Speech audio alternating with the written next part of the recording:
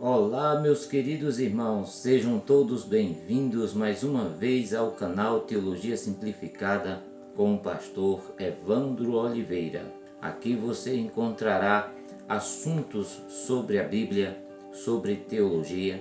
Também temos devocionais, sermões, temas da escola bíblica dominical e muito mais.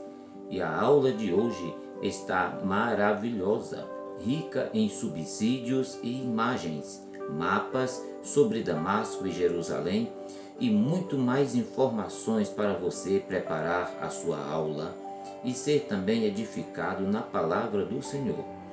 Eu convido você a ficar conosco até o fim do vídeo para conferir.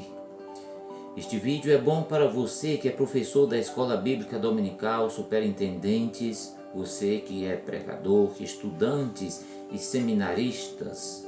Muito bem, você sabe me dizer qual é o ponto de partida da salvação de todos os homens? O que significa arrepender-se? O que é a verdadeira conversão? Como se deu a conversão de Saulo? Muito bem, nós estaremos respondendo estas perguntas agora, mas antes eu quero fazer 3 pedidos a você, pode ser? Primeiro pedido é, se você é novo por aqui, se inscreva no nosso canal agora. Segundo pedido, assista o vídeo até o fim, tem muitas informações e subsídios para a sua aula. E terceiro, ative o sininho de notificações. Fazendo estas 3 coisas, você estará ajudando o nosso canal a produzir mais subsídios para a sua aula. Muito bem, meus irmãos, vamos para o cabeçalho da nossa lição. Assunto da lição de número 3, a conversão de Saulo de Tarso. Texto áureo diz assim: E indo no caminho, aconteceu que chegando perto de Damasco, subitamente o cercou um resplendor de luz do céu. E caindo em terra, ouviu uma voz que lhe dizia: Saulo, Saulo, por que me persegues? Atos capítulo 9, versículos de número 3 e o versículo de número 4. Verdade prática diz assim: a verdadeira conversão a Cristo leva em conta o arrependimento, a fé em Jesus e uma completa transformação no pensamento, vontade e ação do homem. Leitura bíblica em classe se encontra no livro de Atos dos Apóstolos, capítulo 9, versículos de número 1 até o versículo de número 9. Vamos para o nosso objetivo geral. O objetivo geral da lição é asseverar que a salvação é por meio da graça, acompanhada de arrependimento e de fé do pecador como resposta à salvação. Objetivos específicos. Primeiro, apresentar a conversão de Saulo como ato da graça de Deus. Segundo, relacionar a conversão de Saulo com a doutrina bíblica da conversão. E terceiro objetivo específico é elencar 3 faculdades interiores que são transformadas na conversão. Muito bem, são esses os nossos objetivos que estaremos propondo para a aula de hoje. Vamos para o esboço da nossa lição. No primeiro ponto, nós vamos estudar sobre a conversão de Saulo, um ato da graça de Deus. No segundo ponto, nós vamos estudar sobre Saulo e a doutrina bíblica da conversão. No terceiro ponto, nós vamos estudar as 3 faculdades interiores transformadas na conversão. Muito bem, meus queridos irmãos, nós estamos na revista Lições Bíblicas CPAD, 4º trimestre de 2021, adultos. Lição de número 3, a conversão de Saulo de Tarso. Eu entendo, irmãos, que a conversão de Paulo foi a mais importante da história. Talvez nenhum fato seja mais marcante na história da igreja depois do Pentecostes.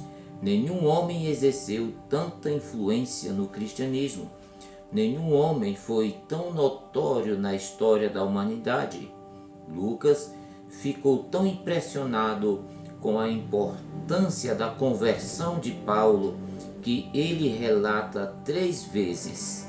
Ele relata em Atos capítulo 9, capítulo 22 e capítulo de número 26. Muito bem, vamos para o primeiro ponto da nossa lição. Primeiro ponto, a conversão de Saulo de Tarso, um ato da graça de Deus. Em Atos capítulo 9, versículo 3, Lucas narrou que, quando Saulo viajava para Damasco, foi surpreendido por um resplendor do céu mais forte que a luz do sol do meio-dia, que o fez cair por terra e ficar completamente cego. Na entrada da cidade, já bem perto de Damasco, sua intenção de entrar na cidade e acabar de vez com o grupo dos seguidores de Jesus, que ele tratava-os como hereges, foi surpreendido por uma experiência transcendental em sua vida. Ele, segundo seu próprio testemunho, pôde ver literalmente a pessoa de Jesus ressurreto. Naquela visão, Saulo pôde entender quem era Jesus e o porquê da sua obra redentora no Calvário. Vejam, meus irmãos, que um raio de luz mais brilhante que o sol, em todo o seu resplendor, veio subitamente sobre o pequeno grupo. Eles ficaram ofuscados com o brilho e caíram por terra, alguns de bruços para protegerem da luz, e outros com as mãos cobrindo os olhos, temendo aqueles raios. Admirados, entreolharam-se, como que pedindo uma explicação do que estava acontecendo. Foi então que viram o seu chefe caído por terra, enquanto o animal em que montara mantinha-se perto dele, amedrontado. Saulo falava com alguém, mas eles não viam o seu interlocutor. Embora parecesse uma voz, não lhe compreendiam as palavras. Agora os lábios de Saulo se moviam. Tinha ele as mãos estendidas até a frente como se estivesse cego. Saulo tremia da cabeça aos pés, deitado no chão, sem nada ver. Saulo ouviu uma voz que lhe falava: Saulo, Saulo, por que me persegues? Dura coisa te é recalcitrar contra os aguilhões. Atos capítulo 26 e versículo 14.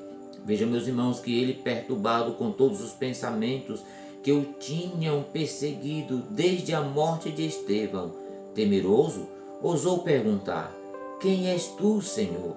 Eu sou Jesus a quem tu persegues. Atos capítulo 26 e versículo 15. Seria este o Jesus que morrera? De repente, brota-lhe na alma a terrível compreensão de que estava errado. Todo o orgulho de sua origem farisaica, toda a dignidade do cargo e toda a arrogância adivinha de sua reputação como principal perseguidor do cristianismo desmoronaram enquanto se achava ali indefeso naquela estrada a caminho de Damasco. Sua visão física lhe fora tirada para que a sua alma pudesse enxergar. Ele estava pensando nas seguintes palavras: Por que me persegues? Dura coisa te é recalcitrares contra os aguilhões. Veja, meus irmãos, que tais palavras eram próprias da vida campestre. Saulo vira muitas vezes o boi escoceando o aguilhão, oferecendo inútil resistência, em vez de obedecer a quem o dirigia e submeter-se a ele. O boi teimava e dava patadas nas varas que o dono usava para estimá-los. Veja, meus irmãos, que era um instrumento usado pelos donos de bois, e eu mostro aqui a figura de um aguilhão para que você possa entender qual a linguagem bíblica nesse texto sagrado. Era uma descrição muito apropriada da vida de Saulo. Ele estivera fazendo isso há meses, e como lhe fora difícil, saíra para caçar os seguidores de Jesus, mas em vez disso descobriu que estava sendo caçado por Jesus, a quem perseguia. Essa foi a grande crise na vida de Saulo. Ele encontrou-se face a face com o Messias e viu-se forçado a reconhecer que estava errado e os nazarenos certos. Jesus era o Cristo. Naquele momento, toda a sua luta cessou. Estava quebrantado e abatido nas mãos daquele que julgara ser seu inimigo. A rendição foi completa. Sua alma estava finalmente em paz, como diz o escritor Bill Charles Ferguson no livro A Vida e os Tempos dos Apóstolos Paulo, da editora CPAD. Veja, meus queridos irmãos, que o impacto da visão resplandecente no caminho de Damasco tomou a Saulo de surpresa. Esse impacto da visão gloriosa na sua vida moveu com o emocional de Saulo, e ele pôde crer que o seu perseguido era o Cristo. Vejam, meus irmãos, que dada a dureza de coração do Saulo, o Senhor, que o havia escolhido para ser apóstolo dos gentios, tomou a iniciativa para sacudir com a estrutura física, mental e espiritual do apóstolo Paulo, agindo pessoalmente com ele. A experiência da conversão de Paulo é crítica para que compreendamos este homem cujo comprometimento total com Jesus está refletido não somente no livro de Atos, mas também em suas 13 cartas encontradas no nosso Novo Testamento. Você sabia que Lucas nos dá nada menos do que 3 versões da história da conversão de Saulo, 2 das quais representam a história contada por Paulo, primeiro a uma audiência de judeus e depois a uma audiência de gentios. Está claro que a aparição de Cristo ressuscitado ao apóstolo foi fundamental, não somente para a conversão, mas também para a sua consciência de que ele havia sido separado por Deus para uma testemunha e um apóstolo para o mundo. Muito bem, meus queridos irmãos, estamos estudando sobre a conversão de Saulo de Tarso. E agora nós vamos para o segundo ponto da nossa lição. Continue conosco, pois ainda temos muito mais subsídios para você preparar a sua aula.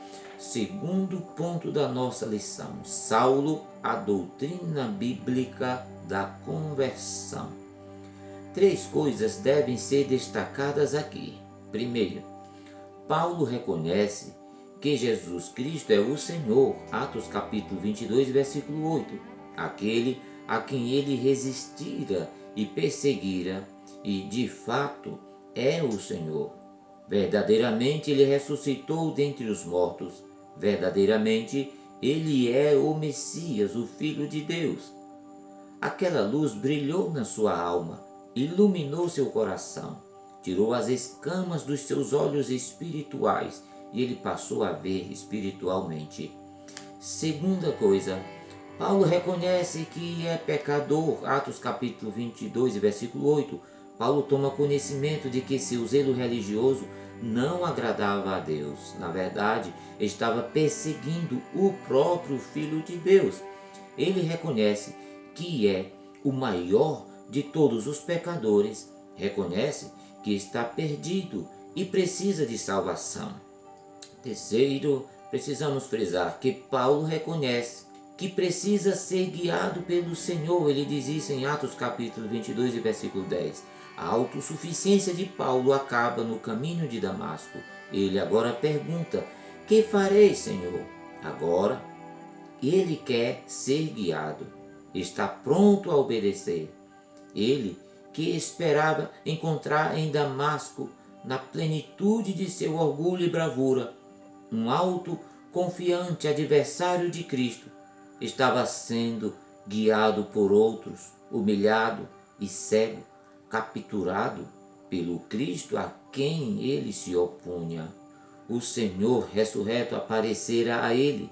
A luz que viu era a glória de Cristo, e a voz que ouviu era a voz de Cristo. Cristo capturou antes que ele pudesse capturar qualquer crente em Damasco. Glória a Deus. Então, meu irmão, o que é a conversão? Vamos refletir sobre isso. E você, professor, leve seus alunos a uma reflexão séria sobre a conversão, sobre esse tema bíblico tão importante. Veja que a verdadeira conversão é aquela que nasce da tristeza para com o pecado e o reconhecimento de que precisa dar meia volta para Deus.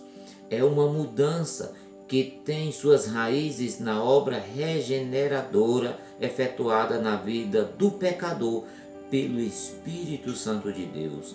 Como obra de Deus, a conversão é uma manifestação externa da regeneração, operada pelo Espírito Santo.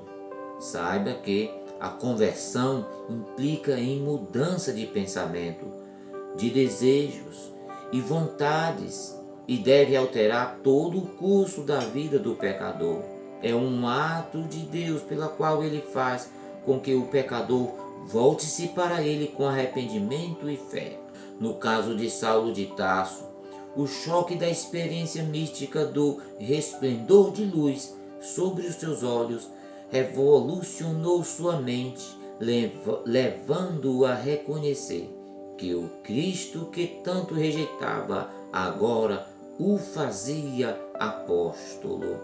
Glória a Deus.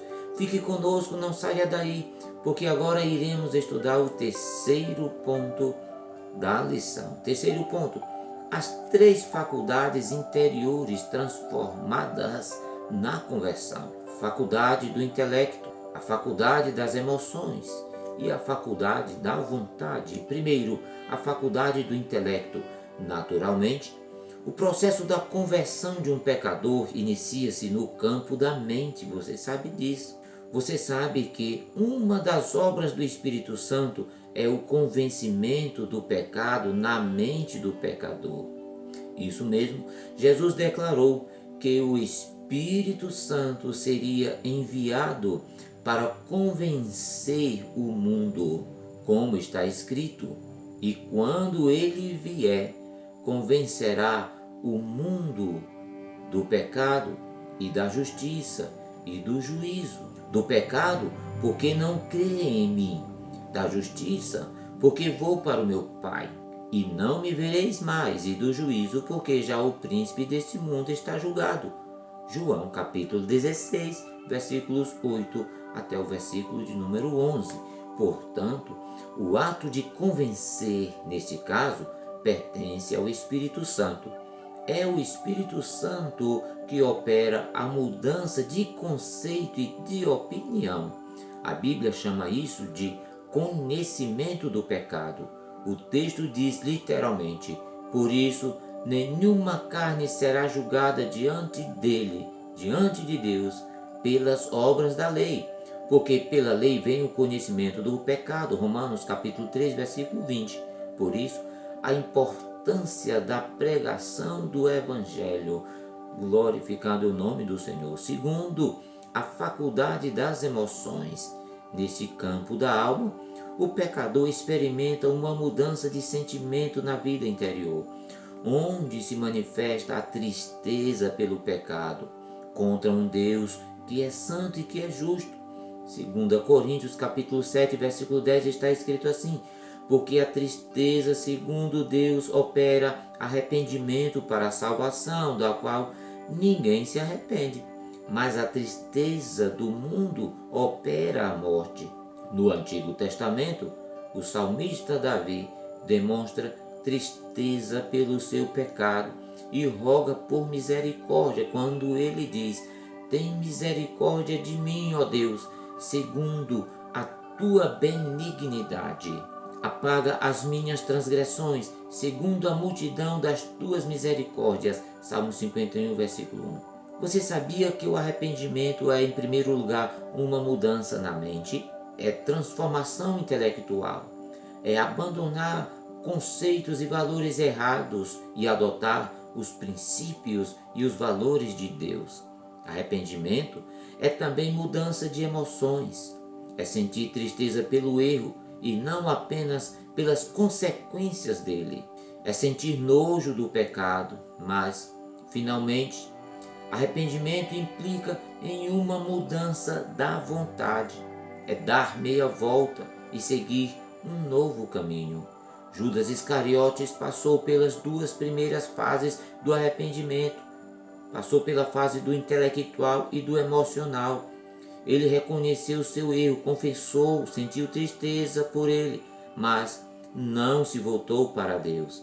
Essa é a diferença entre o remorso e o arrependimento.